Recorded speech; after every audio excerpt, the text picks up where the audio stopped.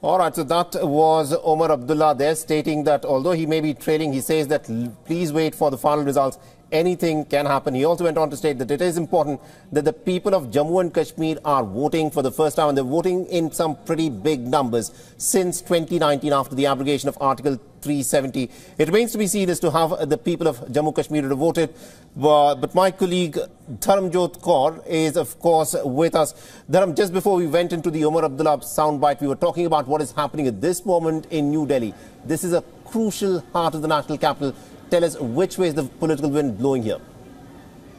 Well, Saleh, it's definitely blowing in favour of BJP. Currently, out of 7, the Bharatiya Janata Party is leading on 6 seats, the International Congress on 1. Surprisingly, the Aam Aadmi Party is yet to open its account in the national capital itself, which is shocking to see, given how the entire narrative of Delhi Chief Minister Arvind Kejriwal's arrest, his entire legal case in the liquor policy scam has played out for the past couple of months. We saw the Aam Aadmi Party, putting out all stops and trying really hard to change the narrative in their favour.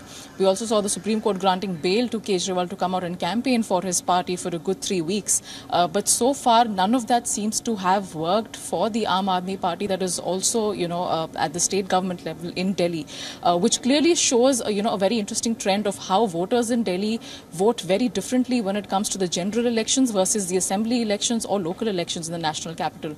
So at the moment, the Bharatiya Janata Party is in a very comfortable position with its lead on 6 states. It remains to be seen if the Aam Aadmi Party can open its account at all in any of the 7 constituencies. The Congress, of course, just having a lead on 1 seat at the moment, which is fairly in line with what early trends were, not just currently, but also in 2019 and 2014. So winds blowing heavily in the favour of Bharatiya Janata Party at the moment, which seems to also prove their strategy, which was very fruitful in terms of how the ruling party, changes entire candidature for the national capital. We saw BJP replacing 6 out of 7 sitting candidates in Delhi, which speaks a lot about their, the long-term planning in terms of ensuring that their political stronghold for the general elections does not really change in Delhi, Saleh.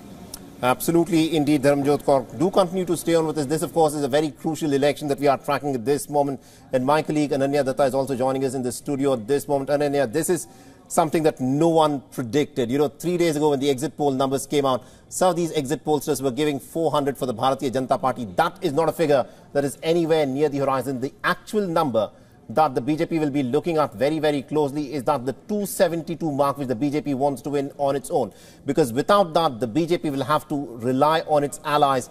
And you know what's it with allies. It remains to be seen as to how things, of course, pan out. And let's, in fact, wait for some more time, because it's 11 o'clock now. Things will start to cement by about 1 o'clock. These are still early trends that we are looking at. We are seeing surprises for both the alliances, the NDA as well as the India, and we'll be tracking that closely.